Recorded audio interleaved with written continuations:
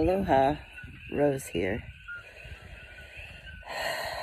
I've been doing these pretty much every day, a little bit of something.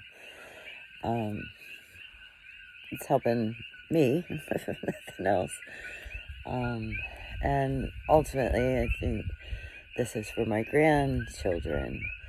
Maybe one of these days they'll find these breadcrumbs.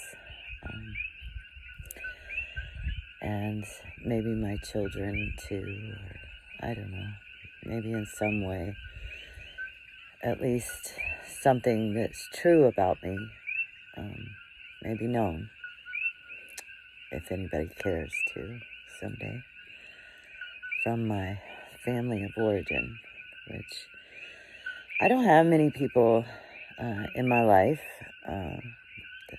not many that stick around very long. I've been growing very rapidly, and that means that I've moved around rapidly. Some of y'all know, a lot of y'all know that I was in the Azores, and I was with a partner for 8.5 months or so. 8.5, something like that. That's the longest I've stayed anywhere during this journey other than back with my family of origin. It's kind of twisty-turny to be displaced so rapidly, so suddenly, so completely. Just like with my family of origin, right? There's some similarities there. And I look for the similarities, and I also look for the differences. There was a lot different, and there was a lot the same. The same was that they're both my father and my ex-partner are both men, white men. They're one from Europe, one from America, but they're both white men. One claims he wants women to step up and disavows religion, but is very much still the mentality of Scientology. And then on the other side, we've got my dad, who has a master's degree in theology and is fundamental Christian, right? Baptist. And neither one of them have a validity to emotions. One has total, disavowalment. Just recently, it hit me as funny the second day. Whoa, what kind of bug is that? That's a weird one. I had sent him something for Father's Day about gentle fathers, tender fathers, and he wrote me back saying that it could not happen, has not happened, and will not happen because of Adam and Eve. Adam and Eve. I mean, that's come on. We're talking about blame shifting here. And if that's the best religion can do, that it can never happen, then why, what is the point? Correct. What's the point? What's my point? Mansplaining. Empathy. It was amazing to see how they feel empathy for each other, but not for me. Not really. Some sympathy for my cause, for my plight. And sympathy is pretty, it comes from a place of superiority. So I've been like, what in the heck is the thing, right? And today I dug into a podcast and I made a post about it. And I sent it to my dad. Not that I think he'll read it or take it to heart, but maybe my daughters will, or somebody will, that it's, if women are to, my partner was all, women need to stand up and women need to, be equals. Oh, that's great. But for that to happen, men have to shrink, step back. And, I know men hate to hear that you're mansplaining, but you're mansplaining. My dad mansplains the spiritual path to me when I followed the directions. I followed them. I sold my stuff, gave to the poor, followed, without money bags, without shoes for a couple of years.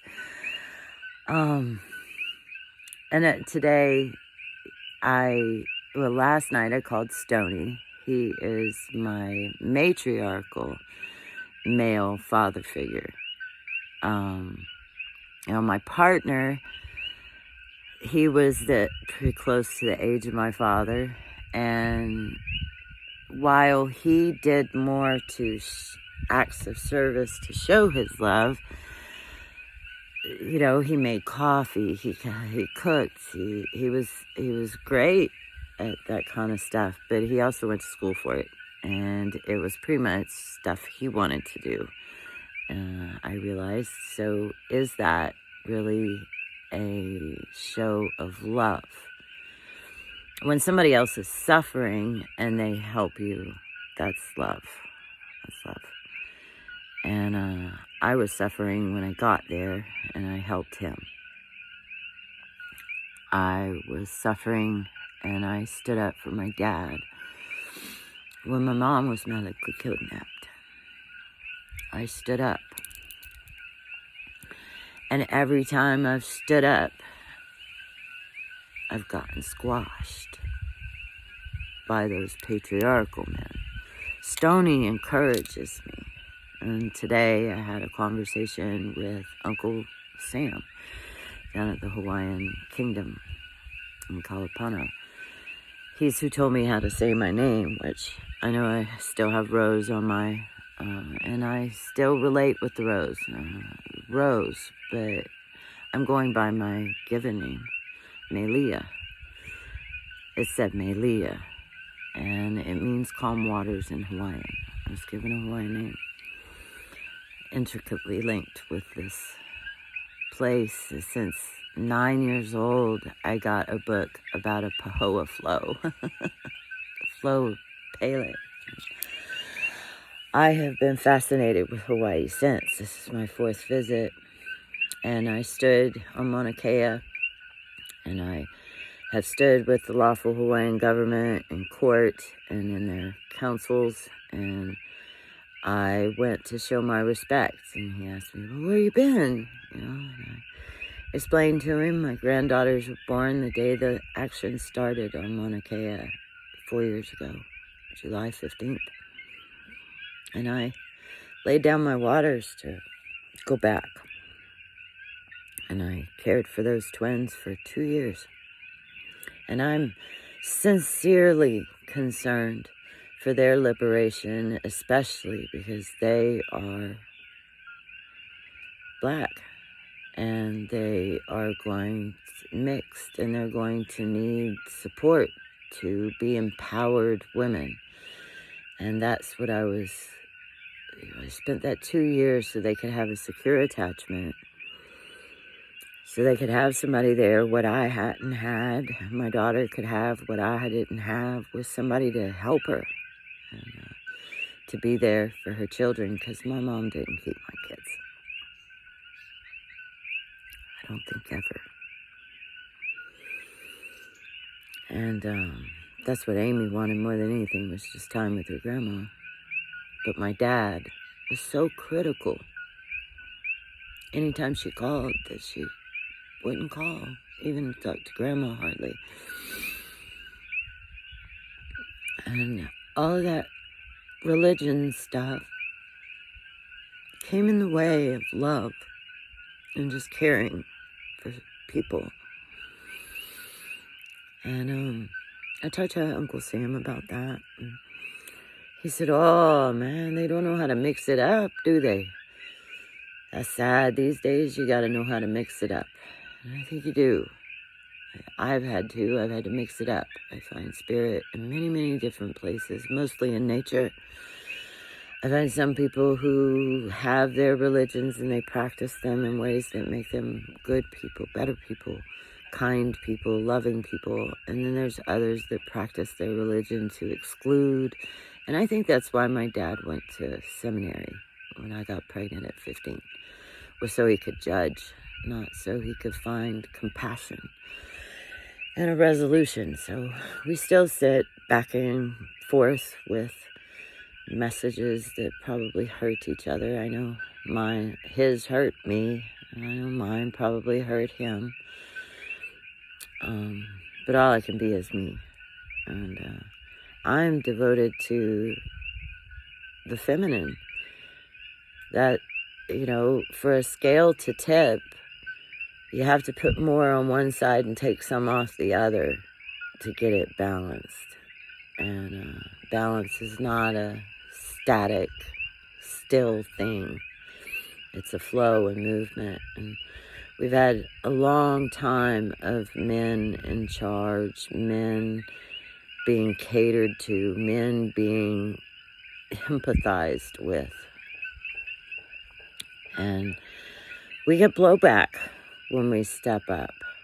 And even men that claim that they want the feminine to rise aren't willing to take a back seat, take a bit of direction, and follow and allow us to figure it out ourselves and just have support in doing that, which they've had that support.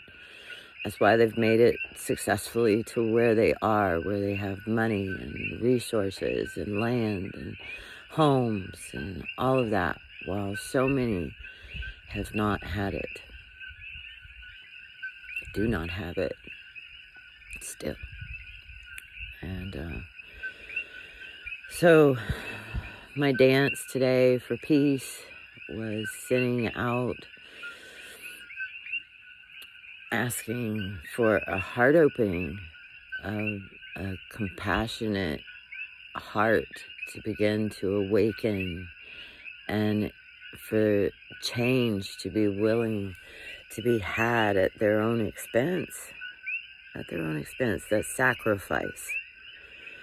sacrifice being right, sacrifice being in charge, sacrifice your comfort, get into your deep emotions, like quit demonizing it.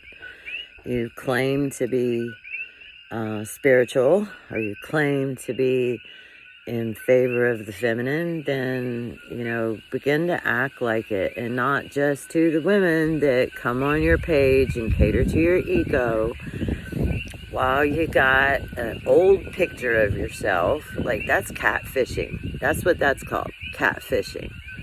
And trying to trick people. Be who you really are. If that's a jerk, be a jerk. Show it. Quit being a, sly jerk. Figure that out a bit, perhaps. Aloha.